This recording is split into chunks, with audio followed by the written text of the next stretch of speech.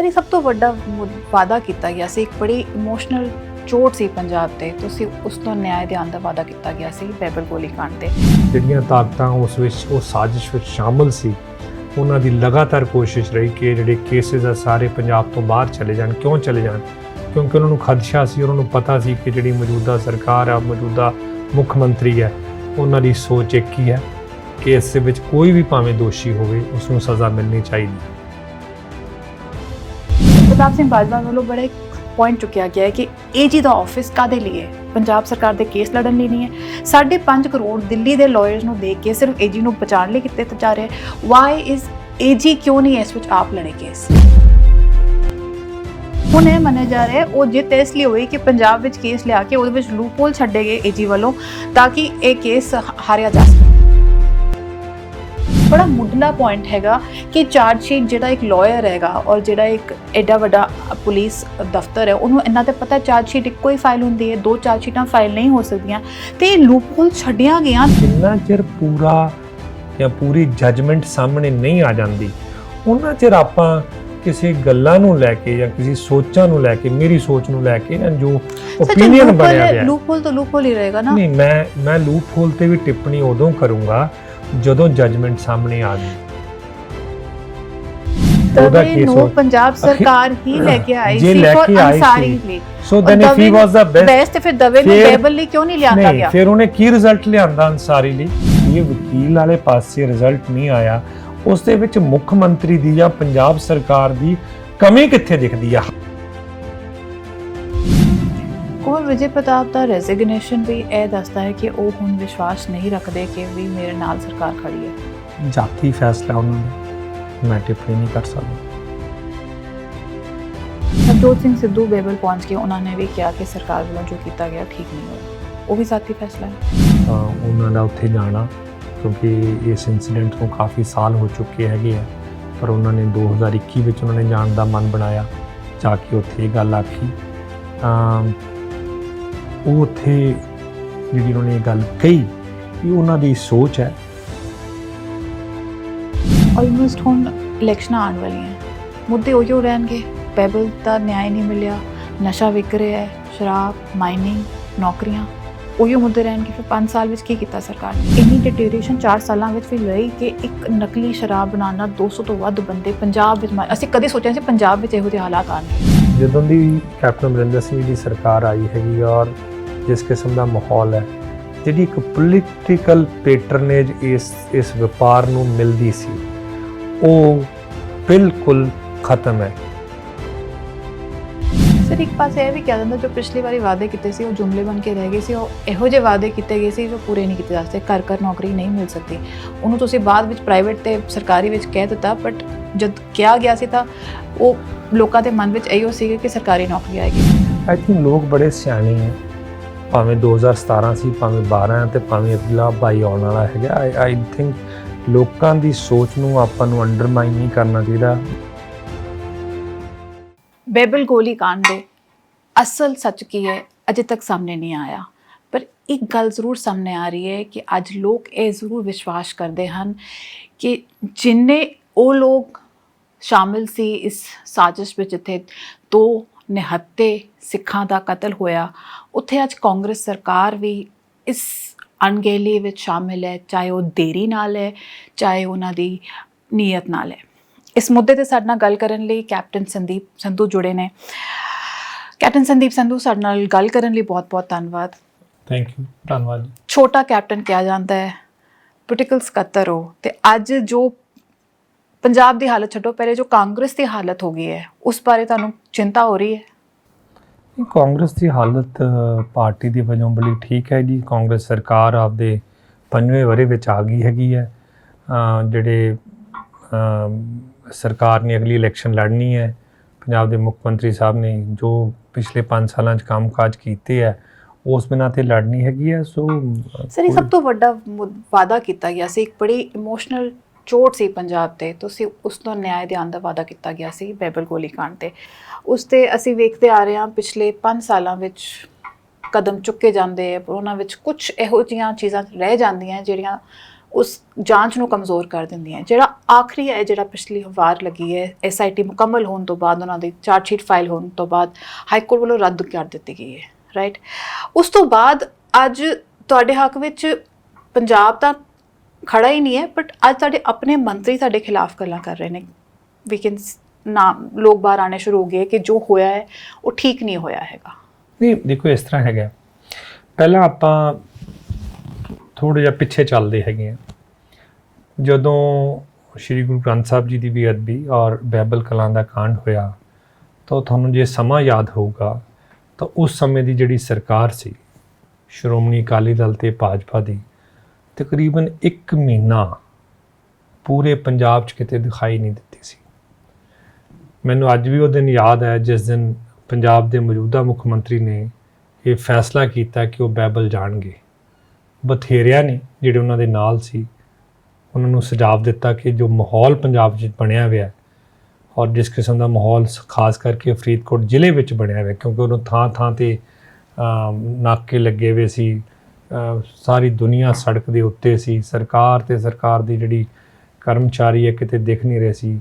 ਪਰ ਉਹਨਾਂ ਨੇ ਫੈਸਲਾ ਲਿੱਤਾ ਕਿ ਉਹ ਜਾਣਗੇ। ਉਹ ਬਹਿਬਲ ਕਲਾਂ ਗਏ, ਪਰਿਵਾਰਾਂ ਨੂੰ ਮਿਲੇ, ਦੁੱਖ ਸਾਂਝਾ ਕੀਤਾ। ਉਸ ਥਾਂ 'ਤੇ ਆਏ ਬਰਗਾੜੀ ਜਿੱਥੇ ਸੰਗਤਾਂ ਬੈਠੀਆਂ ਸੀ ਔਰ ਲਗਾਤਾਰ ਲੜੀਵਾਰ ਜਿੱਥੇ ਪਾਠ ਚੱਲ ਰਿਹਾ ਸੀ।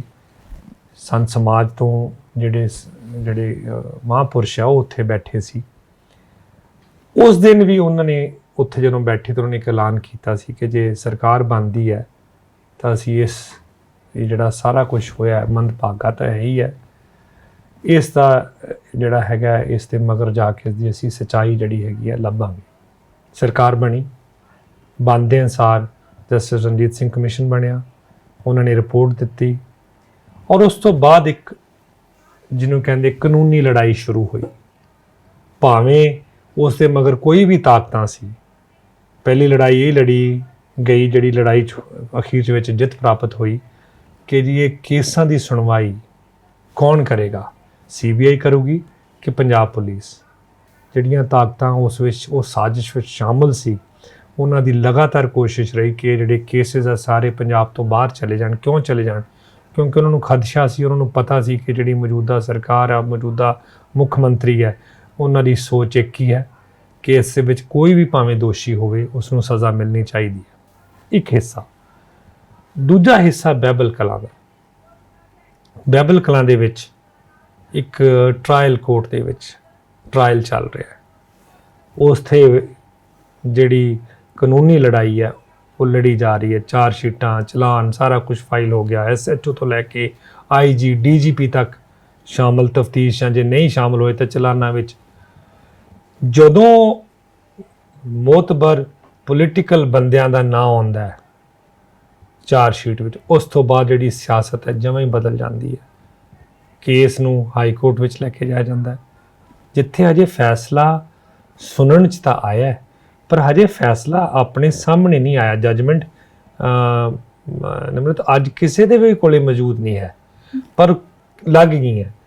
ਇੱਥੋਂ ਤੱਕ ਮੈਨੂੰ ਦੱਸੋ ਕਿ ਪੰਜਾਬ ਦੇ ਮੁੱਖ ਮੰਤਰੀ ਦੀ ਜਾਂ ਕੈਪਟਨ ਅਮਰਿੰਦਰ ਸਿੰਘ ਜੀ ਦੀ ਜਾਂ ਪੰਜਾਬ ਸਰਕਾਰ ਦੀ ਕਿੱਥੇ ਕਮੀ ਰਹੀ ਹੈ?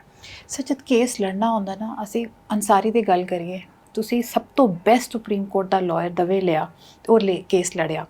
ਜਿਹੜਾ ਕੇਸ ਜਿਸ ਤੇ ਸਿਰ ਤੁਸੀਂ, ਮੈਂ ਮੰਨਦੀ ਹਾਂ ਕਿ ਕੈਪਟਨ ਅਮਰਿੰਦਰ ਉਸ ਵਕਤ ਉਸ ਜਗ੍ਹਾ ਗਏ ਜਿੱਥੇ ਬਹੁਤ ਸਿਚੁਏਸ਼ਨ ਟੈਂਸ ਸੀ ਔਰ ਲੋਕਾਂ ਨੇ ਉਸ ਦਾ ਵਿਸ਼ਵਾਸ ਜਤਾਇਆ ਔਰ ਜਿੰਨੀਆਂ ਵੋਟਾਂ ਤੁਹਾਨੂੰ ਇਸ ਵਾਰੀ ਮਿਲੀਆਂ, ਅਕਾਲੀ ਦਲ ਖਤਮ ਹੋ ਗਿਆ ਸੀ, ਠੀਕ ਹੈ। ਸੋ ਉਹ ਲੋਕਾਂ ਨੇ ਵੀ ਉਸ ਦੀ ਕਦਰ ਕੀਤੀ ਕਿ ਹਾਂ, ਇਹਨਾਂ ਨੇ ਓਨੈਸਟਲੀ ਕੀਤਾ ਹੈਗਾ।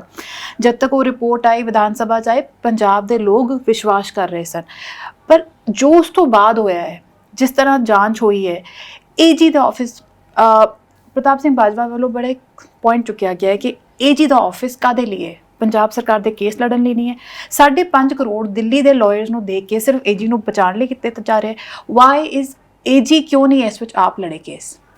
ਚਲੋ, ਤੁਸੀਂ ਜੇ ਇਸ ਗੱਲ ਦਾ ਜਵਾਬ ਮੰਗਦੇ ਹੋ ਤਾਂ ਕਿਉਂਕਿ ਮੈਂ ਇਹ ਜਿਹੜਾ ਕੇਸ ਹੈਗਾ ਅੱਜ ਦੇ ਪ੍ਰੈਜ਼ੈਂਟ ਸਿਚੁਏਸ਼ਨ ਵਿੱਚ ਹਾਈ ਕੋਰਟ ਦੇ क्योंकि जजमेंट आने वाली है, मैं इस ते ज़्यादा टिप्पणी करना नहीं पसंद करूंगा। सर केस से टिप्पणी नहीं, मैं सिर्फ केस की लड़ाई ते टिप्पणी कर रहे हैं। जब ਅਸੀਂ ਦਵੇ ਵਾਲਾ ਲਾਇਰ अतुल नंदा और लीगल ਜਿਹੜਾ ਇਸ਼ੂ ਉਸ ਤੇ ਹੀ ਆ ਰਹੇ ਆ। ਦੇਖੋ ਏਜੀ ਜਿਹੜਾ ਆਫਿਸ ਹੈਗਾ ਉਹ ਮੁੱਖ ਮੰਤਰੀ ਸਾਹਿਬ ਨੂੰ ਰਿਪੋਰਟ ਕਰਦਾ ਹੈ, ਇਨ ਦਾ ਸੈਂਸ ਕਿ ਏਜੀ's ਆਫਿਸ ਉਹ ਹੈਗਾ। ਜਿਹੜਾ ਸੀਬੀਆਈ ਵਾਲੀ ਸਾਰੀ ਲੜਾਈ ਹੈ, ਜਿਹੜਾ ਕੇਸ ਦੇ ਵਿੱਚ ਸੀਬੀਆਈ ਤੇ ਪੰਜਾਬ ਪੁਲਿਸ ਹੈ, ਉਹਦੇ ਵਿੱਚ ਸਾਰਾ ਕੇਸ ਏਜੀ ਆਫਿਸ ਨੇ ਲੜਿਆ ਹੈਗਾ ਔਰ ਉਸ ਦਾ ਜਿਹੜਾ ਅਖੀਰ ਦੇ ਵਿੱਚ ਨਤੀਜਾ ਜਿਹੜਾ ਹੈਗਾ ਉਹ ਆਪਣੇ ਸਾਰਿਆਂ ਦੇ ਸਾਹਮਣੇ ਹੈਗਾ, ਜਿਸ ਦੇ ਵਿੱਚ ਪੰਜਾਬ ਸਰਕਾਰ ਦੀ ਜਿੱਤ ਹੋਈ ਹੈ ਔਰ ਜਿਹੜੇ ਕੇਸਿਸ ਆ ਸੀਬੀਆਈ ਨੂੰ ਕਿਹਾ ਗਿਆ ਕਿ ਵਾਪਸ ਪੰਜਾਬ ਪੁਲਿਸ ਦੇ ਹਵਾਲੇ ਕੀਤੇ ਜਾਣ। ਹੁਣ ਇਹ ਮੰਨਿਆ ਜਾ ਰਿਹਾ ਉਹ ਜਿੱਤ ਇਸ ਲਈ ਹੋਈ ਕਿ ਪੰਜਾਬ ਵਿੱਚ ਕੇਸ ਲਿਆ ਕੇ ਉਹਦੇ ਵਿੱਚ ਲੂਪਹੋਲ ਛੱਡੇ ਗਏ ਏਜੀ ਵੱਲੋਂ ਤਾਂ ਕਿ ਇਹ ਕੇਸ ਹਾਰਿਆ ਜਾ ਸਕੇ। ਨਹੀਂ, ਇਹ ਅਲੱਗ-ਅਲੱਗ ਕੇਸਿਸ ਆ ਨਿਮਰਤ। ਅਸੀਂ ਸੀਬੀਆਈ ਤੋਂ ਜਾਂਚ ਵਾਪਸ ਲੈ ਲਈ, ਠੀਕ ਹੈ, ਉਹਨੂੰ ਲੈ ਕੇ ਆਪਣਾ ਕੇਸ ਵੀਕ ਕਰਤਾ। ਬਿਕੋਜ਼ ਇੱਕ ਬੜਾ ਮੁੱਢਲਾ ਪੁਆਇੰਟ ਹੈਗਾ ਕਿ ਚਾਰਜ ਸ਼ੀਟ ਜਿਹੜਾ ਇੱਕ ਲਾਇਰ ਹੈਗਾ ਔਰ ਜਿਹੜਾ ਇੱਕ ਐਡਾ ਵੱਡਾ ਪੁਲਿਸ ਦਫ਼ਤਰ ਹੈ, ਉਹਨੂੰ ਇਹਨਾਂ ਤੇ ਪਤਾ ਚਾਰਜ ਸ਼ੀਟ ਇੱਕੋ ਹੀ ਫਾਈਲ ਹੁੰਦੀ ਹੈ, ਦੋ ਚਾਰਜ ਸ਼ੀਟਾਂ ਫਾਈਲ ਨਹੀਂ ਹੋ ਸਕਦੀਆਂ। ਤੇ ਲੂਪਹੋਲ ਛੱਡਿਆ ਗਿਆ ਤਾਂ ਕਿ ਦੂਜੀ ਸਾਈਡ ਕੇਸ ਕਮਜ਼ੋਰ ਕਰ ਸਕੇ। ਕੋਈ ਵੀ ਚਲਾਨ ਪੇਸ਼ ਕਰਦੇ ਹੋ, ਉਹ ਚਲਾਨ ਇਕੱਲਾ ਇੱਕ ਨਹੀਂ ਹੁੰਦਾ, ਉਸ ਅਮੈਂਡਮੈਂਟਸ ਹੁੰਦੀਆਂ। ਤੁਹਾਡੀ ਇਨਕੁਆਇਰੀ ਜੇ ਚੱਲਦੀ ਰਵੇ ਔਰ ਜਿਹੜੀ ਇਨਕੁਆਇਰੀ ਚੱਲਦੀ ਰਹੀ ਹੈ, ਸਬਸੀਕੁਐਂਟਲੀ ਕੋਈ ਚੀਜ਼ਾਂ ਸਾਹਮਣੇ ਆਉਣ ਤਾਂ ਤੁਸੀਂ ਸਪਲੀਮੈਂਟ ਚਲਾਨ ਪੇਸ਼ ਕਰ ਸਕਦੇ ਹੋ। ਪਰ ਇਹਦੇ ਵਿੱਚ ਦੋ ਚਾਰਜ ਸ਼ੀਟਾਂ ਸੀ ਜੋ ਇਹੋ ਦਿਖਾਉਂਦੀ ਕਿ ਪੋਲੀਟੀਕਲ ਵੈਂਡੇਟਾ ਹੈ, ਸੋ ਇਹ ਕੇਸ ਨੂੰ ਕਮਜ਼ੋਰ ਕੀਤਾ ਗਿਆ। ਨਹੀਂ, ਪੋਲੀਟੀਕਲ ਵੈਂਡੇਟਾ ਕਿੱਥੇ ਦਿਖਾਇਆ ਜਾ ਰਿਹਾ ਹੈ? ਇਹੋ ਉਹਨਾਂ ਦਾ ਇਲਜ਼ਾਮ ਹੈ ਨਾ ਕਿ ਪੋਲੀਟੀਕਲ ਵੈਂਡੇਟਾ ਉਹਨਾਂ ਨੂੰ ਪਹਿਲੇ ਦੱਸ ਦਿੱਤਾ ਗਿਆ ਕਿ ਵੀ ਤੁਸੀਂ ਹਜੇ ਜਜਮੈਂਟ ਆਈ ਨਹੀਂ। ਮੇਰੀ ਸਬਮਿਸ਼ਨ ਇਹ ਹੈਗੀ ਹੈ ਕਿ ਕਿਉਂਕਿ ਮਾਨਯੋਗ ਹਾਈ ਕੋਰਟ ਦੇ ਵਿਚਾਰ ਅਧੀਨ ਇਹ ਕੇਸ ਹੈ, ਉਹਨਾਂ ਨੇ ਜਿਹੜਾ ਫੈਸਲਾ ਜਿਹੜਾ ਹੈਗਾ ਵਰਬਲੀ ਸਾਹਮਣੇ ਆਇਆ, ਕੁਝ ਹਿੱਸਾ ਸਾਹਮਣੇ ਆਇਆ ਮੀਡੀਆ ਦੇ ਰਾਹੀਂ, ਬਟ ਮੈਂ ਮਹਿਸੂਸ ਕਰਦਾ ਜਿੰਨਾ ਚਿਰ ਪੂਰਾ ਜਾਂ ਪੂਰੀ ਜਜਮੈਂਟ ਸਾਹਮਣੇ ਨਹੀਂ ਆ ਜਾਂਦੀ, ਉਹਨਾਂ ਚਿਰ ਆਪਾਂ ਕਿਸੇ ਗੱਲਾਂ ਨੂੰ ਲੈ ਕੇ ਜਾਂ ਕਿਸੇ ਸੋਚਾਂ ਨੂੰ ਲੈ ਕੇ, ਮੇਰੀ ਸੋਚ ਨੂੰ ਲੈ ਕੇ ਜੋ ਓਪੀਨੀਅਨ ਬਣਿਆ ਗਿਆ, ਲੂਪਹੋਲ ਤਾਂ ਲੂਪਹੋਲ ਹੀ ਰਹੇਗਾ ਨਾ। ਨਹੀਂ, ਮੈਂ ਲੂਪਹੋਲ ਤੇ ਵੀ ਟਿੱਪਣੀ ਉਦੋਂ ਕਰੂੰਗਾ ਜਦੋਂ ਜਜਮੈਂਟ ਸਾਹਮਣੇ ਆ ਗਈ। ਸਰ ਇਸ ਗੱਲ ਤੇ ਟਿੱਪਣੀ ਕਰ ਸਕਦੇ ਆ ਕਿ ਏਜੀ ਦਾ ਦਫ਼ਤਰ ਆਪ ਇਸ ਕੇਸ ਤੇ ਕਿਉਂ ਨਹੀਂ ਲੜਿਆ? ਜੇ ਇੰਨਾ ਇੰਪੋਰਟੈਂਟ ਕੇਸ ਸੀਗਾ, ਉਹਨਾਂ ਨੇ ਆਪਣੀ ਆਪ ਜ਼ਿੰਮੇਵਾਰੀ ਕਿਉਂ ਨਹੀਂ 5.5 ਕਰੋੜ ਲਿਆ ਕੇ ਔਰ ਉਹ ਲਾਇਰ ਲਿਆਇਆ ਗਿਆ ਜੋ ਇੰਨਾ ਵੱਡਾ ਨਹੀਂ ਸੀ। ਜੇ ਇੰਨਾ ਇੰਪੋਰਟੈਂਟ ਕੇਸ ਸੀ, ਅਨਸਾਰੀ ਲਈ ਦਵੇ ਔਰ ਨਾਟ ਫॉर ਦਿਸ ਕੇਸ। ਦੇਖੋ, ਜਦੋਂ ਆਪਾਂ ਜਿਹੜਾ ਤਫਤੀਸ਼ੀ ਅਫਸਰ ਹੈ ਔਰ ਪੰਜਾਬ ਸਰਕਾਰ ਦਾ ਏਜੀ ਆਫਿਸ ਹੈ ਜਾਂ ਸੀਐਮ ਸਾਹਿਬ ਹੈ, ਮੇਰੇ ਹਿਸਾਬ ਦੇ ਨਾਲ ਕੇਸ ਦੀ ਜੋ ਗੱਲਬਾਤ ਬਣਦੀ ਆਈ ਸੀ ਜਾਂ ਬਣ ਰਹੀ ਸੀ, ਉਹਨਾਂ ਸਾਰਿਆਂ ਮੁੱਦਿਆਂ ਨੂੰ ਦੇਖਦੇ ਹੋਏ ਉਹਨਾਂ ਨੇ ਇਹ ਸਾਰੇ ਸੋਚ ਤੇ ਪਹੁੰਚੇ ਹੋਣੇ ਕਿ ਆਪਾਂ ਜਿਹੜੀ ਟੀਮ ਲੈ ਕੇ ਆਉਣੀ ਹੈ ਉਹਦੇ ਵਿੱਚ ਬੜੇ ਅੱਛੇ, ਮੈਂ ਨਹੀਂ ਮੰਨਦਾ, ਹਰ ਕੇਸ ਦਾ ਅਲੱਗ ਇੱਕ ਤਰੀਕਾ ਹੁੰਦਾ ਔਰ ਉਹਨੂੰ ਲੜਨ ਵਾਲਾ ਜਿਹੜਾ ਵਕੀਲ ਹੁੰਦਾ ਅਲੱਗ ਹੁੰਦਾ ਹੈ। ਭਾਵੇਂ ਮਿਸਟਰ ਚਿਦੰਬਰਮ ਹੋਣ, ਭਾਵੇਂ ਮਿਸਟਰ ਲੂਥਰਾ ਹੋਣ, ਭਾਵੇਂ ਜਿਹੜਾ ਤੁਸੀਂ ਨਾਂ ਲਿੱਤਾ ਹੈਗਾ ਉਹਦਾ ਕੇਸ ਹੋ, ਪੰਜਾਬ ਸਰਕਾਰ ਹੀ ਲੈ ਕੇ ਆਈ ਸੀ ਫॉर ਅਨਸਾਰੀ ਲਈ। So then if he was the best, ਫਿਰ ਦਵੇ ਨੂੰ ਟੇਬਲ ਲਈ ਕਿਉਂ ਨਹੀਂ ਲਿਆਂਦਾ ਗਿਆ? ਫਿਰ ਉਹਨੇ ਕੀ ਰਿਜ਼ਲਟ ਲਿਆਂਦਾ ਅਨਸਾਰੀ ਲਈ? ਚਲੋ ਮੈਂ ਤੁਹਾਡੀ ਇਸ ਗਲਤੀ ਆ ਜਾਣਾ, ਇੱਥੇ ਵੀ ਰਿਜ਼ਲਟ ਨਹੀਂ ਆਇਆ ਨਾ। ਇੱਥੇ ਤਾਂ ਇੰਨੀ ਛੋਟੀ ਜੀ ਗਲਤੀ, ਦੋ ਚਾਰਜ ਸ਼ੀਟ ਅਸੀਂ ਲੂਪਹੋਲਸ ਆਪ ਕ੍ਰੀਏਟ ਕੀਤੇ। ਨਹੀਂ, ਲੂਪਹੋਲ ਕੋਈ ਕ੍ਰੀਏਟ ਨਹੀਂ ਹੋਇਆ। ਜਿਹੜੀ ਲੜਾਈ ਦੇਖੋ ਸ਼੍ਰੀ ਗੁਰੂ ਗ੍ਰੰਥ ਸਾਹਿਬ ਜੀ ਦੀ ਬੇਅਦਬੀ ਔਰ ਨਿਹੱਥੇ ਸਿੱਖਾਂ ਦੇ ਜਿਹੜਾ ਜਾਨ ਗਵਾ ਦੇਣਾ, ਉਹ ਸ਼ਾਂਤਮਈ ਢੰਗ ਨਾਲ ਜਿੱਥੇ ਉਹ ਪਾਠ ਕਰ ਰਹੇ ਸੀ, ਹਰ ਇੱਕ ਇਨਸਾਨ ਨੇ ਜਿਹੜਾ ਵੀ, ਔਰ ਕੈਪਟਨ ਅਮਰਿੰਦਰ ਸਿੰਘ ਜਿਨ੍ਹਾਂ ਨੂੰ ਆਪਾਂ 1984 ਦੇ ਵਿੱਚ ਕਿੰਨੇ ਕੁ ਅੱਜ ਲੀਡਰ ਮੌਜੂਦ ਆ, ਅੱਜ ਵੀ ਕਿੰਨੇ ਉਹੋ ਜਿਹੇ ਕਦਮ ਚੱਕੇ ਸੀ ਜਿਹੜੇ ਉਹਨਾਂ ਨੇ ਚੱਕੇ ਸੀ 1986 ਵਿੱਚ। ਮੇਰੀ ਬੇਨਤੀ ਸੁਣੋ, it is an intention of a person. ਮੇਰੀ ਬੇਨਤੀ ਸੁਣੋ ਨਾ ਜੀ, ਇੱਕ ਇਨਸਾਨ ਦੀ ਇੱਕ ਸੋਚ ਹੈ। ਅੱਜ ਉਹ ਮੁੱਖ ਮੰਤਰੀ ਹੈ, ਜਸਟਿਸ ਰਣਜੀਤ ਸਿੰਘ ਕਮਿਸ਼ਨ ਤੋਂ ਲੈ ਕੇ ਯੂਨੈਨਿਮਸਲੀ ਆਪਾਂ ਮਤੇ ਲੈ ਕੇ ਆਏ ਹੈਗੇ ਆ, ਵਿਧਾਨ ਸਭਾ 'ਚ ਲੈ ਕੇ, ਇਸ ਲੜਾਈ ਨੂੰ ਲੈ ਕੇ, ਅੱਛੇ ਵਕੀਲ ਕਰਨ ਨੂੰ ਲੈ ਕੇ, ਆਪਾਂ ਜੇ ਵਕੀਲ ਵਾਲੇ ਪਾਸੇ ਰਿਜ਼ਲਟ ਨਹੀਂ ਆਇਆ, ਉਸ ਦੇ ਵਿੱਚ ਮੁੱਖ ਮੰਤਰੀ ਦੀ ਜਾਂ ਪੰਜਾਬ ਸਰਕਾਰ ਦੀ ਕਮੀ ਕਿੱਥੇ ਦਿਖਦੀ ਹੈ? ਹਾਂ, ਜਾਂ ਤਾਂ ਇਹ ਹੋਇਆ ਹੋਵੇ। ਸੁਖਜਿੰਦਰ ਰੰਧਾਵਾ ਵੱਲੋਂ ਬੜੀ ਕਲੀਅਰਲੀ ਕਿਹਾ ਗਿਆ ਹੈ ਕਿ ਸਾਨੂੰ ਹਰ ਮੀਟਿੰਗ ਚੋਂ ਬਾਹਰ ਕਰ ਦਿੱਤਾ ਗਿਆ। ਉਹਨਾਂ ਨੇ ਕਿਹਾ ਇਹ ਜੋ ਪ੍ਰੋਬਲਮ ਆ ਰਹੀ ਹੈ, ਉਹਨਾਂ ਨੇ ਅੱਜ ਉਹਨਾਂ ਨੇ ਬਿਆਨ ਦਿੱਤਾ ਹੈਗਾ ਕਿ ਇਹਦੇ ਵਿੱਚ ਜਦ ਸਾਰੀ ਸੋਚਾਂ ਹੋ ਰਹੀਆਂ ਸੀ, ਸਾਨੂੰ ਬਾਹਰ ਕਰ ਦਿੱਤਾ ਗਿਆ ਸੀਗਾ। ਸੋ ਵਾਈ? ਦੇਖੋ, ਫਿਰ ਆਪਾਂ ਗੱਲ ਕਰਦੇ ਹਾਂ, ਫਿਰ ਆਹੀ ਗੱਲ ਤੁਹਾਡੇ ਜਵਾਬ ਦੇ ਵਿੱਚ ਹੀ, ਸਵਾਲ ਦੇ ਵਿੱਚ ਹੀ ਮੈਂ ਜਵਾਬ ਦਿੰਦਾ, ਫਿਰ ਇਹੋ ਜਿਹੀ ਕੋਈ ਗੱਲ ਨੂੰ ਕੱਲ ਨੂੰ ਫਿਰ ਉਹੀ ਜਿਹੜਾ ਤੁਸੀਂ ਸਵਾਲ ਕੀਤਾ ਸੀ ਵੀ ਇਹ ਸਿਆਸੀ ਜਿਹੜੀ ਹੈਗੀ ਹੈ ਇੱਕ ਦੂਜੇ ਦੇ ਉੱਤੇ ਜਿਹੜੀ ਆਪਾਂ ਕਰ ਵੈਂਡੇਟਾ ਜਿਹਨੂੰ ਆਪਾਂ ਵਰਡ ਯੂਜ਼ ਕਰਦੇ ਹਾਂ, ਫਿਰ ਉਹ ਆ ਜਾਣਾ ਸੀ। ਜਦੋਂ ਪੰਜਾਬ ਸਰਕਾਰ, ਪੰਜਾਬ ਪੁਲਿਸ ਔਰ ਲੀਗਲ ਜਿਹੜੀ ਟੀਮ ਹੈਗੀ ਹੈ ਇਸ ਦੇ ਉੱਤੇ ਲੱਗੀ ਵੀ ਹੈਗੀ ਹੈ, ਕੰਮ ਕਰ ਰਹੀ ਹੈਗੀ ਹੈ, ਸੋ ਅੱਜ ਰਿਜ਼ਲਟ ਆ ਰਿਹਾ। ਇੱਕ ਇਹ ਮੇਰੀ ਬੇਨਤੀ ਹੈ, ਪੰਜਾਬ ਸਰਕਾਰ ਆਪਦਾ ਕੰਮ ਕਰ ਰਹੀ ਸੀ, ਕੈਪਟਨ ਅਮਰਿੰਦਰ ਸਿੰਘ ਦੀ ਜਿਹੜਾ ਸਰਕਾਰ ਹੈ ਔਰ ਜਿਹੜਾ ਕੰਸਰਨਡ ਇਨਵੈਸਟੀਗੇਟਿੰਗ ਆਫਿਸਰ ਹੈ ਆਪਦਾ ਕੰਮ ਕਰ ਰਿਹਾ ਸੀ ਔਰ ਕੋਰਟਸ ਦੇ ਵਿੱਚ ਚੱਲ ਰਹੇ ਸੀ, ਲੋਕਾਂ ਦੀਆਂ ਬਿੱਲਾਂ ਰਿਜੈਕਟ ਹੋ ਰਹੀਆਂ ਸੀ, ਉਦੋਂ ਕਿਸੇ ਨੇ ਕੋਈ ਟਿੱਪਣੀ ਨਹੀਂ ਕੀਤੀ। ਇੱਕ ਕੋਈ ਵੀ ਬੰਦਾ, ਮੈਂ ਉਹਦਾ ਨਾਂ ਨਹੀਂ ਲੈਣਾ ਚਾਹੂੰਗਾ, ਉਹ ਹਾਈ ਕੋਰਟ ਪਹੁੰਚ ਜਾਂਦੇ ਆ ਤੇ ਸੁਣਨ ਨੂੰ ਆਪਾਂ ਨੂੰ ਨਤੀਜਾ ਆ ਰਿਹਾ ਹੈ, ਜੇ ਨਤੀਜਾ ਸਾਹਮਣੇ ਨਹੀਂ ਆਇਆ। ਇਹਦੇ ਵਿੱਚ ਪੰਜਾਬ ਸਰਕਾਰ ਦੀ ਕਿੱਥੇ ਨਮੋਸ਼ੀ ਜਾਂ ਕਿੱਥੇ ਕਮੀ ਹੈ, ਇਹ ਮੈਂ ਤੁਹਾਡੇ ਤੋਂ ਸਮਝਣ ਦੀ ਕੋਸ਼ਿਸ਼ ਕਰ ਰਿਹਾ ਕਿ ਜੇ ਉਹ ਹੁੰਦੀ ਤਾਂ ਟ੍ਰਾਇਲ ਕੋਰਟ ਦੇ ਵਿੱਚ ਹੀ ਸਭ ਕੁਝ ਮਿਲ ਜਾਂਦਾ, ਸਾਡੇ ਸਾਹਮਣੇ ਉੱਥੇ ਸਾਰੀਆਂ ਰਿਲੀਫਾਂ ਹੋ ਜਾਂਦੀਆਂ। ਅਜੇ ਯੂ ਰਾਈਟ, ਜਜਮੈਂਟ ਨਹੀਂ ਹੈ, ਜੋ ਸਾਹਮਣੇ ਗਲਤੀਆਂ ਆ ਰਹੀਆਂ ਜੋ ਤੁਹਾਡੇ ਮਿਨਿਸਟਰਸ ਵੱਲੋਂ ਵੀ ਚੁੱਕੀਆਂ ਜਾ ਰਹੀਆਂ। ਇੱਕ ਤਾਂ ਇਸ ਦੀ ਜਿਹੜੀ ਉਹਦੇ ਵਿੱਚ ਕੋਈ ਡਿਸਕਸ਼ਨ ਪੈਨਲ ਨਹੀਂ ਸੀ ਜਿਹਦਾ ਲਾਇਰਸ ਆ, ਜਿਵੇਂ ਰੰਧਾਵਾ ਜੀ ਨੇ ਕਿਹਾ ਕਿ ਵੀ ਇਕੱਲਾ ਹੀ ਡਿਸਾਈਡ ਕਰ ਰਿਹਾ ਸੀ। ਦੂਜਾ 5 ਮੈਂਬਰੀ SIT ਇੱਕ ਬੰਦਾ ਸਾਈਨ ਕਰ ਰਿਹਾ ਸੀ, ਫਿਰ ਇੱਕ ਲੂਪ ਹੋਲ ਆ ਗਿਆ। ਫਿਰ ਦੇਖੋ ਜਿਹੜਾ ਤੁਸੀਂ ਸਵਾਲ ਕਰ ਰਹੇ ਹੋ ਕਿ ਵੀ ਇਹਦੇ ਵਿੱਚ ਸਿਰਫ ਇੱਕ ਮੈਂਬਰ ਨੇ ਸਾਈਨ ਕੀਤੇ ਹੈ SIT ਦੇ, ਮੇਰੇ ਇਹ ਨੌਲੇਜ ਨਹੀਂ, ਮੈਂ ਮਹਿਸੂਸ ਕਰਦਾ ਵੀ ਜੇ ਸਿੱਟ ਬਣੀ ਹੋਊਗੀ ਸਭ ਨੇ ਸਾਈਨ ਕੀਤੇ ਹੋਣਗੇ ਤੇ ਸੁਪਰਵਾਈਜ਼ਰੀ ਅਫਸਰ ਨੇ ਵੀ ਕੀਤੇ ਹੋਣਗੇ ਤੇ ਉਸ ਤੋਂ ਬਾਅਦ ਲੋਕ ਸਵਾਲ ਚੁੱਕਣ।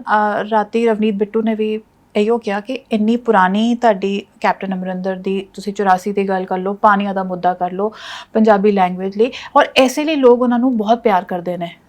ਠੀਕ ਹੈ, ਉਹਨਾਂ ਦੇ ਜਿਸ ਤਰ੍ਹਾਂ ਉਹ ਇੱਕੋ ਹੀ ਉਹਨਾਂ ਨੂੰ ਕਿਹਾ ਜਾਂਦਾ ਸੀ ਰੌਕ ਸਟਾਰ ਪੋਲੀਟੀਸ਼ੀਅਨ ਜਿਹੜੇ ਨਿਕਲਦੇ ਸੀ, ਲੋਕ ਬਾਰੀਆਂ ਚੋਂ ਨਿਕਲ ਕੇ ਬਾਹਰ ਆਉਂਦੇ ਸੀਗੇ।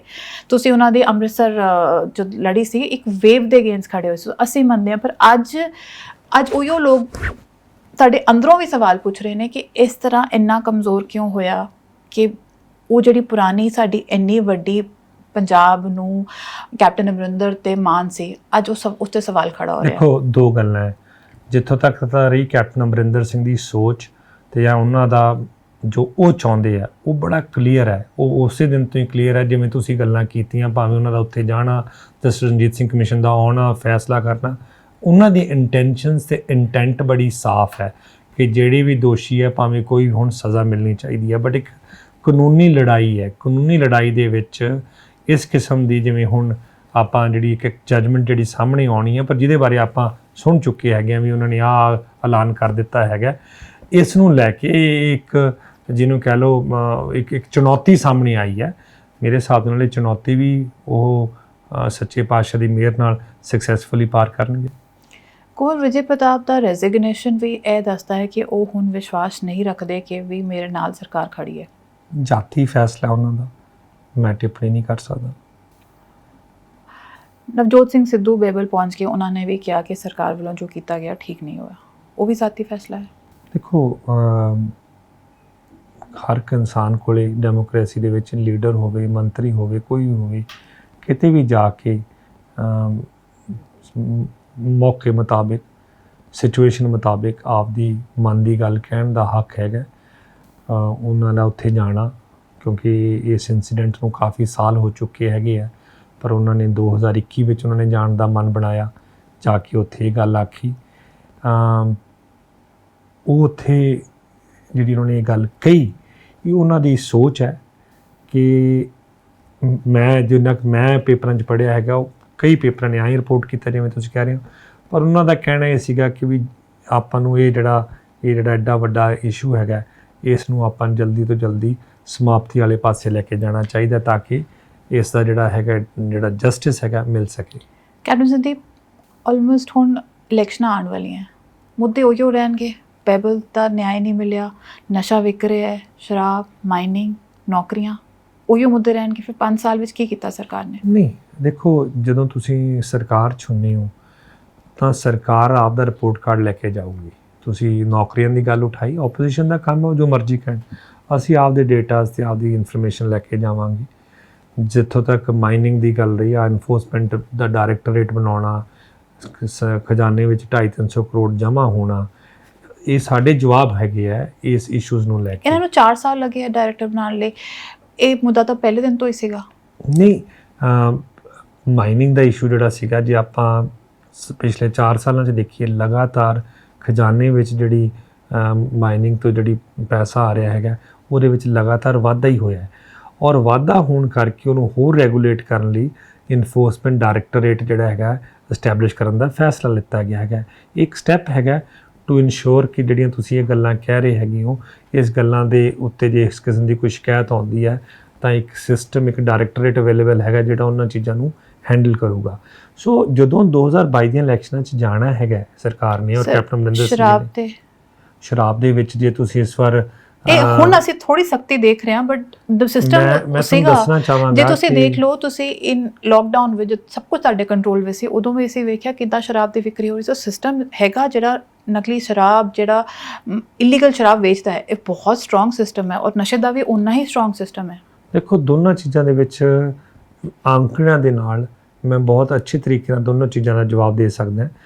ਐਕਸਾਈਜ਼ ਜਿਹਦੇ ਵਿੱਚ ਸ਼ਰਾਬ ਆ ਜਾਂਦੀ ਹੈ, ਜੇ ਤੁਸੀਂ ਸਾਡੀ ਇਸ ਸਾਲ ਦਾ ਫਾਈਨੈਂਸ਼ੀਅਲ ਈਅਰ ਦਾ ਐਂਡ ਦੇਖੋਗੇ ਤਾਂ ਜੋ ਸਾਡੀ ਐਕਸਪੈਕਟਡ ਅਸੀਂ ਉਸ ਤੋਂ ਵੀ 20% ਉੱਤੇ ਗਏ ਹੈਗੇ ਆ। ਸੋ ਓਬਵੀਅਸਲੀ ਇਹ ਜਿਹੜਾ ਇਲਿਸਿਟ ਲਿਕਰ ਹੈਗੀ ਹੈ ਜਾਂ ਨਜਾਇਜ਼ ਸ਼ਰਾਬ ਹੈਗੀ, ਜਿੱਥੇ ਵੀ ਬਣਦੀ ਸੀ ਜਾਂ ਬਣਦੀ ਹੈ, ਉਸ ਦੇ ਉੱਤੇ ਬੜੀਆਂ ਸਖਤ ਕਾਰਵਾਈਆਂ ਹੋਈਆਂ, ਭਾਵੇਂ ਬਨੂੜ ਸੀ, ਭਾਵੇਂ ਪਟਿਆਲੇ 'ਚ ਕਿਤੇ ਹੋਰ ਸੀ, ਖੰਨੇ ਸੀ, ਅੰਮ੍ਰਿਤਸਰ ਸੀ, ਤਰਨਤਾਰਨ ਸੀ, ਇਹ ਚੀਜ਼ਾਂ ਬਸਟ ਹੋਈਆਂ ਔਰ ਉਹ ਚੀਜ਼ਾਂ ਤੇ ਰੋਕ ਲੱਗੀ ਹੈਗੀ ਹੈ। 200 ਬੰਦੇ ਪਹਿਲੀ ਵਾਰੀ ਪੰਜਾਬ ਵਿੱਚ ਨਕਲੀ ਸ਼ਰਾਬ ਤੋਂ ਮਿਲੇ ਸੀ। ਆਈ ਥਿੰਕ ਉਹ ਪੁਆਇੰਟ ਸੀ ਕਿ ਪੰਜਾਬ ਸਰਕਾਰ ਜ਼ਰੂਰ ਇਸ ਮੁੱਦੇ ਤੇ ਜਾਗੀ ਸੀ, ਬਟ ਇੰਨੀ ਡਿਟੀਰੀਏਸ਼ਨ 4 ਸਾਲਾਂ ਵਿੱਚ ਵੀ ਰਹੀ ਕਿ ਇੱਕ ਨਕਲੀ ਸ਼ਰਾਬ ਬਣਾਉਣ ਨਾਲ 200 ਤੋਂ ਵੱਧ ਬੰਦੇ ਪੰਜਾਬ ਵਿੱਚ ਅਸੀਂ ਕਦੇ ਸੋਚਿਆ ਸੀ ਪੰਜਾਬ ਵਿੱਚ ਇਹੋ ਜਿਹੇ ਹਾਲਾਤ ਆਉਣਗੇ। ਕੋਈ ਸ਼ੱਕ ਨਹੀਂ, ਇਸ ਕਿਸਮ ਦਾ ਜਦੋਂ ਇਨਸੀਡੈਂਟ ਹੁੰਦਾ ਬੜਾ ਅਫਸੋਸਨਾਕ ਹੁੰਦਾ, ਔਰ ਉਹੀ ਕਾਰਨ ਕਈ ਵਾਰ ਦੇਖੋ ਜਿਹੜਾ ਉਹ ਬਣਿਆ, ਜਿਹੜਾ ਤੁਸੀਂ ਜੇ ਇਨਸੀਡੈਂਟ ਨੂੰ ਦੇਖੋ, ਉਹ ਕਿੱਥੋਂ ਸ਼ੁਰੂ ਹੁੰਦਾ, ਕਿੱਥੋਂ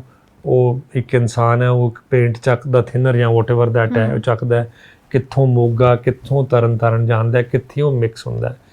ਦੇਖੋ, ਇਹ ਸਰਕਾਰ ਦਾ ਜਿਹੜਾ ਐਕਸ਼ਨ ਹੈ ਪ੍ਰੀਵੈਂਟਿਵ ਦੇ ਵਿੱਚ, ਆਪਾਂ ਰੋਜ਼ ਅਖਬਾਰਾਂ 'ਚ ਪੜ੍ਹਦੇ ਹਾਂ, ਅੱਜ ਇੱਥੇ ਇੰਨਾ ਲਾਣ ਫੜ ਲਿਆ, ਅੱਜ ਮੈਂ ਮੰਨਦੀ ਹਾਂ ਥੋੜੀ ਜਿਹੀ ਐਕਸ਼ਨ ਜ਼ਰੂਰ ਆ ਰਿਹਾ ਹੈ। ਕਰੈਕਟਿਵ ਜਿਹੜੀ ਮੇਜਰਸ ਹੈਗੀ ਨਹੀਂ, it is a continuous process. Sometimes ਆਪਾਂ ਹਰ ਗੱਲ ਆਂਕੜਿਆਂ ਨਾਲ, ਹੁਣ ਤੁਸੀਂ ਨਸ਼ਿਆਂ ਦੀ ਗੱਲ ਕੀਤੀ ਹੈ, ਮੈਂ ਉਸ ਜਵਾਬ ਤੋਂ ਦੇਣ ਤੋਂ ਭੱਜਦਾ ਨਹੀਂ।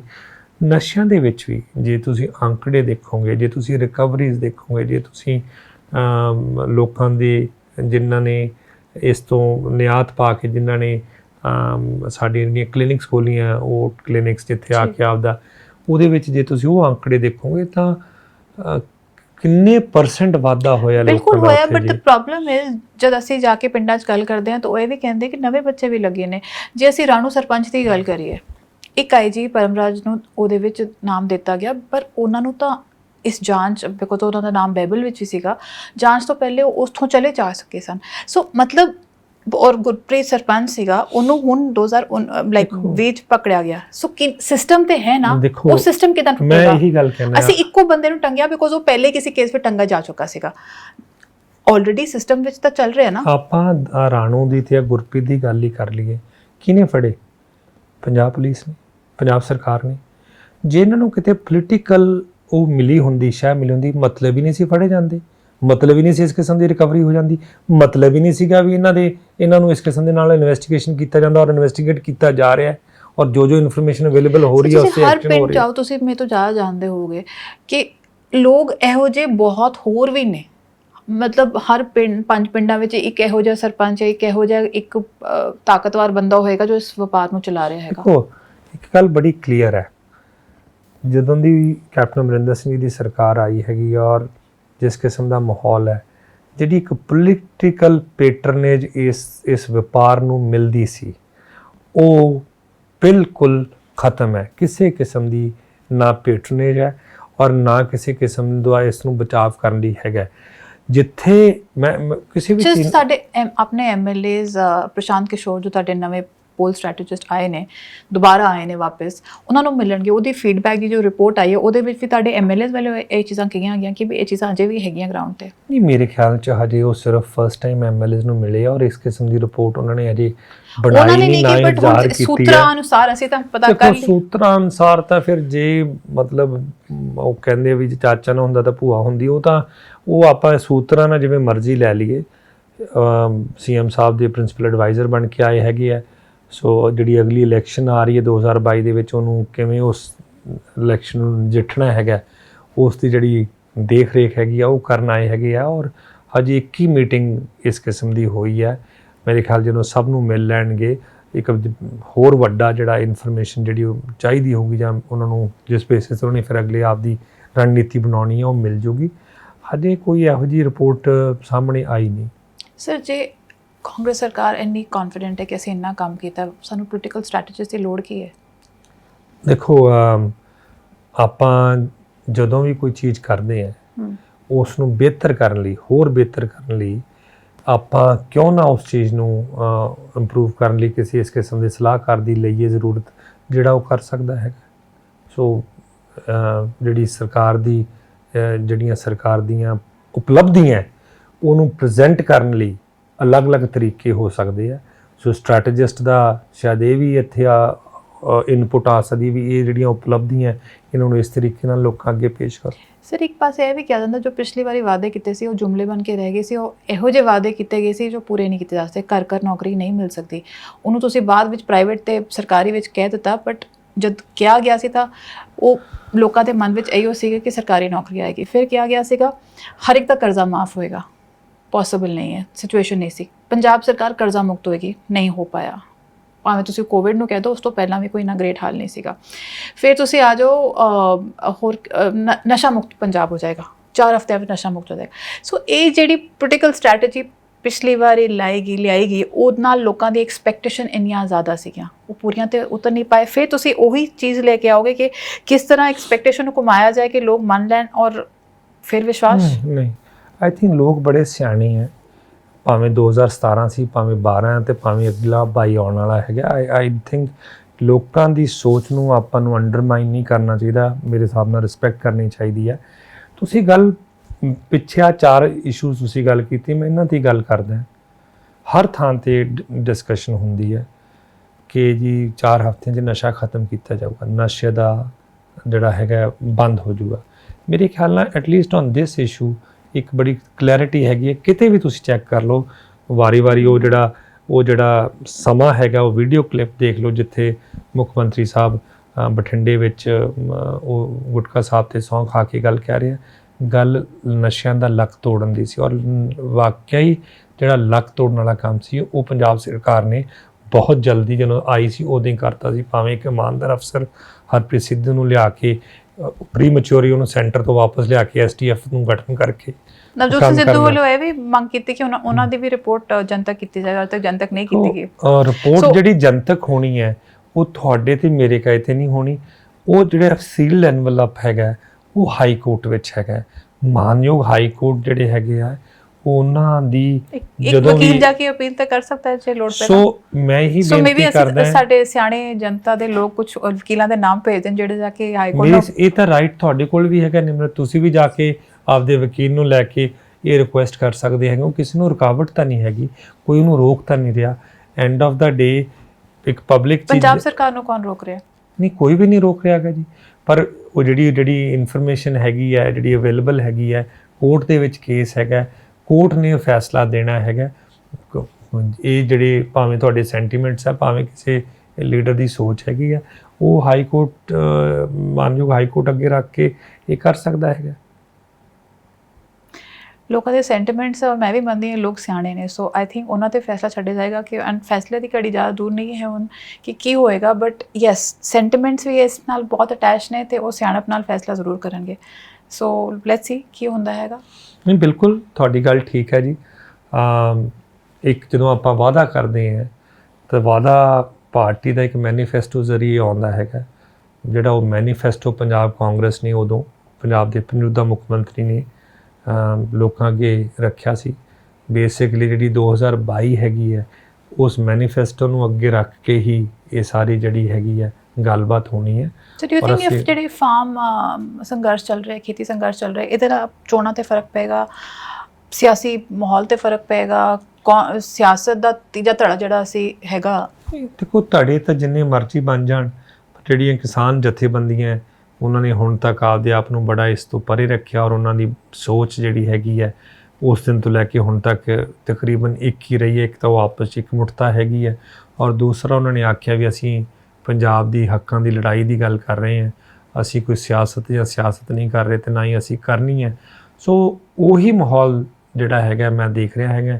ਜਿੱਥੋਂ ਤੱਕ ਰਹੀ ਸੰਘਰਸ਼ ਦੀ ਗੱਲ, ਆਪਾਂ ਸਾਰੇ ਉਸ ਸੰਘਰਸ਼ ਦਾ ਹਿੱਸਾ ਹੈਗੇ, ਤੁਸੀਂ ਹੋ, ਮੈਂ, ਕਿਸਾਨ ਹੈ, ਪੰਜਾਬੀ ਹੈ, ਕਿਉਂਕਿ ਇਹ ਜਿਹੜਾ ਸੰਘਰਸ਼ ਹੈ ਇਸ ਆਪਣਾ ਸਾਰੇ ਹੀ ਉਸ ਨਾਲ ਜੁੜੇ ਹੋਏ ਹੈ। ਔਰ ਆਪਾਂ ਨੂੰ ਕਿਤੇ ਨਾ ਕਿਤੇ ਇਹ ਜਿਹੜੇ ਕਾਲੇ ਕਾਨੂੰਨ ਆਏ ਹੈ ਸਿੱਧੇ ਜਾਂ ਅਸਿੱਧੇ ਤੌਰ ਤੇ ਸਾਰਿਆਂ ਤੇ ਹੀ ਐਡਵਰਸ ਇਫੈਕਟ ਪਾਉਂਦੇ ਆ। ਨਹੀਂ, ਪਰ ਇੱਕ ਜਿਹੜੀ ਲੋਕਾਂ ਵਿੱਚ ਚੇਂਜ ਆਈ ਹੈ, ਲੋਕ ਜਾਗਰੂਕ ਹੋਏ ਨੇ, ਨੌਜਵਾਨ ਜਾਗਰੂਕ ਹੋਏ ਨੇ, ਜਿਸ ਤਰ੍ਹਾਂ ਉਹ ਕਾਲੇ ਕਾਨੂੰਨ ਉਹਨਾਂ ਨੇ ਪੜ੍ਹਿਆ ਹੈ, ਉਹਨੂੰ ਮੈਨੀਫੈਸਟੋ ਤੇ ਰਿਪੋਰਟ ਕਾਰਡ ਵੀ ਪੜ੍ਹਨਗੇ। ਬਿਲਕੁਲ ਜੀ, ਮੈਂ ਦੇਖੋ ਜਿਹੜੀ ਚੀਜ਼ ਮੈਨੀਫੈਸਟੋ ਵਿੱਚ ਲਿਖੀ ਹੈ ਔਰ ਜਿਹੜੀ ਚੀਜ਼ ਅਸੀਂ ਪੂਰੀ ਕੀਤੀ ਹੈਗੀ ਹੈ, ਇਹ ਤਾਂ ਸਭ ਦੇ ਸਾਹਮਣੇ ਆਉਣਾ ਹੈਗਾ, ਇਸ ਦਾ ਕੋਈ ਦੋ ਰਾਹ ਹੈ ਹੀ ਨਹੀਂ ਹੈਗੀਆਂ। ਔਰ ਮੈਨੀਫੈਸਟੋ ਵਿੱਚ ਜਿਹੜੇ ਵਾਅਦੇ ਹੈਗੇ ਆ, ਅਸੀਂ ਜਿਹੜੇ ਟਾਈਮ ਟੂ ਟਾਈਮ ਜਦੋਂ ਅਸੀਂ ਪੂਰੇ ਕਰਦੇ ਰਹੇ ਹਾਂ, ਅਸੀਂ ਜਨਤਾ ਅੱਗੇ ਲੈ ਕੇ ਆਏ ਹਾਂ। ਹੁਣ ਜਦੋਂ 2022 ਦੀ ਇਲੈਕਸ਼ਨ ਆ ਰਹੀ ਹੈਗੀ ਹੈ, ਉਦੋਂ ਜਿਹੜਾ ਪੂਰਾ ਲੇਖਾ ਜੋਖਾ ਹੋਊਗਾ ਉਸ ਮੈਨੀਫੈਸਟੋ ਦਾ, ਉਹ ਲੋਕਾਂ ਅੱਗੇ ਰੱਖਾਂਗੇ। ਫੈਸਲਾ ਤਾਂ ਅਖੀਰ ਦੇ ਵਿੱਚ ਪੰਜਾਬ ਦੇ ਲੋਕਾਂ ਨੇ ਕਰਨਾ ਹੈ, ਇਸ 'ਚ ਕੋਈ ਸ਼ੱਕ ਨਹੀਂ। ਪਰ ਸਾਡੀ ਇਹ ਜਿਹੜੀ ਹੈਗੀ ਹੈ, ਜੋ ਅਸੀਂ 5 ਸਾਲ ਦਾ ਆਪਦਾ ਵੇਰਵਾ ਹੈਗਾ ਮੈਨੀਫੈਸਟੋ ਰਾਹੀਂ, ਜਾਂ ਈਵਨ ਮੈਂ ਇੱਕ ਐਗਜ਼ਾਮਪਲ ਦਿੰਦਾ, ਮੈਨੀਫੈਸਟੋ ਵਿੱਚ ਇੱਕ ਵਾਅਦਾ ਸੀ ਕਿ ਜਿਹੜੀਆਂ ਬੀਬੀਆਂ ਹੈਗੀਆਂ ਇਹਨਾਂ ਦਾ ਕਿਰਾਇਆ 50% ਕੀਤਾ ਜਾਊਗਾ, ਜਦ ਕਿ ਜਦੋਂ ਵਾਅਦਾ ਪੂਰਾ ਕਰਨ ਦਾ ਆਇਆ ਤਾਂ ਮੁੱਖ ਮੰਤਰੀ ਸਾਹਿਬ ਨੇ ਅਨਾਉਂਸ ਕੀਤਾ ਵੀ ਪੂਰੇ ਦਾ ਪੂਰਾ ਮਾਫ ਕੀਤਾ ਜਾਊਗਾ। ਸੋ ਇਹ ਵੀ ਚੀਜ਼ਾਂ ਲੋਕਾਂ ਵੱਲੋਂ ਇਹ ਸ਼ਿਕਾਇਤ ਆ ਰਹੀ ਕਿ ਜਿਹੜੇ ਤੁਸੀਂ ਵਾਅਦਾ ਕੀਤਾ ਹੈ, ਪਹਿਲੇ ਟਰਾਂਸਪੋਰਟ ਮਾਫੀਆ ਤੇ ਗਿਆ ਨੇ, ਜ਼ਿਆਦਾਤਰ ਰੂਟ 'ਤੇ ਪ੍ਰਾਈਵੇਟ ਬੱਸਾਂ ਹੀ ਚੱਲ ਰਹੀਆਂ, ਅਜੇ ਵੀ PRTC ਹਰ ਜਗ੍ਹਾ ਨਹੀਂ ਪਹੁੰਚੀ, ਅਜੇ ਵੀ ਪ੍ਰਾਈਵੇਟ ਬੱਸਾਂ ਉੱਦਾਂ ਹੀ ਚੱਲ ਰਹੀਆਂ ਜਿਵੇਂ ਪਹਿਲਾਂ ਚੱਲਦੀਆਂ ਸੀਗੀਆਂ। ਸੋ ਉਹ ਮਾਫੀ ਕਰਕੇ ਵੀ ਫਾਇਦਾ ਤਾਂ ਨਹੀਂ ਪਹੁੰਚ। ਦੇਖੋ, ਇਹ ਕਹਿਣਾ ਵੀ ਤੁਸੀਂ PRTC ਤੇ ਪੰਜਾਬ ਰੋਡਵੇਜ਼ ਜਿਹੜੀਆਂ ਤਕਰੀਬਨ ਰੋਜ਼ ਦਾ 7.25 ਲੱਖ ਕਿਲੋਮੀਟਰ ਦਾ ਸਫ਼ਰ ਕਰਦੀਆਂ, ਇਸ ਫੈਸਲੇ ਨਾਲ ਉਹਨਾਂ ਨੂੰ ਮਤਲਬ ਬੀਬੀਆਂ ਨੂੰ ਫਾਇਦਾ ਨਹੀਂ ਹੋਊਗਾ, ਤਾਂ ਮੈਂ ਇਸ ਗੱਲ ਨਾਲ ਜਮਾਂ ਹੀ ਐਗਰੀ ਨਹੀਂ ਕਰਦਾ। 50% ਆਪਾਂ ਰਿਜ਼ਰਵੇਸ਼ਨ ਦੀ ਗੱਲ ਕੀਤੀ, ਆਪਾਂ ਦੇਖਣ ਨੂੰ ਮਿਲੀ, ਉਸ ਨਾਲ ਬੀਬੀ ਐਕਚੁਅਲੀ ਸਪੀਕਿੰਗ, ਜਦੋਂ ਮੈਂ ਇੱਕ ਡਿਬੇਟ ਦੇ ਵਿੱਚ ਇੱਕ ਹਿੱਸਾ ਲਿਆ, ਉੱਥੇ ਆਈ ਮੈਨੂੰ ਘੇਰਿਆ ਗਿਆ ਜਦੋਂ ਇਹ ਅਨਾਉਂਸ ਕੀਤਾ, ਤਾਂ ਮੈਂ ਉਦੋਂ ਇਹੀ ਬੇਨਤੀ ਕੀਤੀ, ਮੈਂ ਕਿਹਾ ਵੀ ਅੱਜ ਇਸ ਡਿਬੇਟ ਵਿੱਚ 2-3 ਬੀਬੀਆਂ ਹੋਣੀਆਂ ਚਾਹੀਦੀਆਂ ਸੀ, ਉਹਨਾਂ ਤੋਂ ਆਪਾਂ ਨੂੰ ਸਹੀ ਮਹਿਸੂਸ ਹੁੰਦਾ। ਖੁਦਾਂ ਨੂੰ ਫਾਇਦਾ ਹੋ ਰਿਹਾ ਹੈ। ਆਈ found these videos and I have also share on my Twitter ਕਿ ਵੀ ਕੁਝ ਬੀਬੀਆਂ ਹੈ ਜਿਨ੍ਹਾਂ ਨੂੰ ਫਾਇਦਾ ਹੋ ਰਿਹਾ, ਬਟ ਜਿਹੜਾ ਅਸੀਂ ਸੋਚਦੇ ਸੀ ਵੱਡਾ ਫਾਇਦਾ ਹੋਏਗਾ ਉਹ ਨਹੀਂ ਹੋ ਰਿਹਾ, ਬਿਕੋਜ਼ ਇੱਕ ਪਾਸਾ ਉਹ ਵੀ ਹੈ ਕਿ ਜਿਹੜਾ ਕਮਜ਼ੋਰ ਹੈਗਾ, ਜਿੱਥੇ ਅਜੇ ਵੀ ਪ੍ਰਾਈਵੇਟ ਤੁਸੀਂ ਇਸ ਗੱਲ ਨੂੰ ਵੀ ਰੱਖੋ ਵੀ ਜਿਹੜਾ ਆਪਣਾ CM ਸਾਹਿਬ ਨੇ ਜਦੋਂ ਐਲਾਨ ਕੀਤਾ, ਉਹਨੇ ਨਾਲ ਪ੍ਰਾਈਵੇਟ ਆਪਰੇਟਰਸ ਨੂੰ ਇਹ ਬੇਨਤੀ ਵੀ ਕੀਤੀ ਕਿ ਉਹ ਵੀ ਇਸ ਕੇਸ ਨੂੰ ਦੇਖਦੇ ਹੋਏ ਕੋਈ ਨਾ ਕੋਈ ਕੰਸੀਡਰੇਸ਼ਨ ਲੈ ਕੇ ਆਉਣ। ਔਰ ਮੈਂ ਸੋਚਦਾ ਕਿ ਜਿਹੜੇ ਪ੍ਰਾਈਵੇਟ ਆਪਰੇਟਰਸ ਆ, ਜਿਹੜੇ ਉਸ 'ਤੇ ਆਪਦੀਆਂ ਲੀਗਲੀ ਬੱਸਾਂ ਜਿਹੜੀਆਂ ਆਪਰੇਟ ਕਰ ਰਹੇ ਆ, ਦਾਇਰਾ ਮੈਂ ਉਹ ਰੱਖ ਰਿਹਾ ਹੈਗਾ, ਬਿਲਕੁਲ ਉਹ ਇਸ ਕਿਸਮ ਦੀ ਜਿਹੜੀ ਸੋਚ ਹੈਗੀ, ਜਿਹੜੀਆਂ ਅਪੀਲ ਹੈਗੀ CM ਸਾਹਿਬ ਦੀ ਮੰਨਣਗੇ। ਔਰ ਇਹ ਜਿਹੜਾ ਐਗਜ਼ੈਂਪਸ਼ਨ ਕਹਿ ਲਓ, ਜਾਂ ਇੱਕ ਰਾਹਤ ਕਹਿ ਲਓ, ਜਾਂ ਇੱਕ ਤੋਹਫਾ ਕਹਿ ਲਓ, ਉਹ ਵੀ ਆਪਦੇ ਸਿਸਟਮ ਦੇ ਜ਼ਰੀਏ ਬੀਬੀਆਂ ਤੱਕ ਪਹੁੰਚਾਉਣਗੇ। ਸਰ, ਸਾਡੇ ਜੁੜਨ ਲਈ ਬਹੁਤ ਬਹੁਤ ਧੰਨਵਾਦ, ਤੇ ਉਮੀਦ ਕਰਦੇ ਹਾਂ ਜਦ ਹਾਈ ਕੋਰਟ ਦਾ ਫੈਸਲਾ ਆ ਜਾਏਗਾ, ਉਸ ਜਜਮੈਂਟ ਨੂੰ ਲੈ ਕੇ, ਉਹਦੇ ਲੂਪਹੋਲਸ ਨੂੰ ਲੈ ਕੇ ਅਸੀਂ ਫਿਰ ਬੈਠਾਂਗੇ ਤੇ ਫਿਰ ਸਮਝਣ ਦੀ ਕੋਸ਼ਿਸ਼ ਕਰਾਂਗੇ ਕਮਜ਼ੋਰੀਆਂ ਕਿੱਥੇ ਸੀਗੀਆਂ। ਬਿਲਕੁਲ ਮੈਂ ਜ਼ਰੂਰ ਹਾਜ਼ਰ ਹੋਊਂਗਾ। ਔਰ ਇਹ ਜ਼ਰੀਆ ਹੈਗਾ ਤੁਹਾਡਾ ਮੀਡੀਆ, ਤੁਸੀਂ ਲੋਕਾਂ ਨੂੰ ਜਾਣੂ ਕਰਵਾਉਂਦੇ ਰਹਿੰਦੇ ਹੋ ਸਮੇਂ ਤੋਂ ਸਮੇਂ ਸਿਰ। ਸੋ ਜੇ ਅੱਜ ਮੈਨੂੰ ਤੁਸੀਂ ਇੱਥੇ ਬੁਲਾ ਕੇ ਸਵਾਲ ਕੀਤੇ ਹੈ, ਔਰ ਕਈ ਗੱਲਾਂ ਦੇ ਸਵਾਲ ਆਪਾਂ ਉਸ ਆਉਣ ਵਾਲੇ ਜਿਹੜਾ ਮਾਨਯੋਗ ਹਾਈ ਕੋਰਟ ਨੇ ਦੇਣੀ ਹੈ ਜਜਮੈਂਟ, ਉਸ 'ਤੇ ਛੱਡਤਾ, ਜੇ ਉਸ 'ਤੇ ਵੀ ਕੋਈ ਸਵਾਲ ਦੁਬਾਰਾ ਉੱਠਣਗੇ ਮੈਂ ਜ਼ਰੂਰ ਹਾਜ਼ਰ ਹੋਊਂਗਾ। Thank you. ਸਤਿ ਸ਼੍ਰੀ ਅਕਾਲ।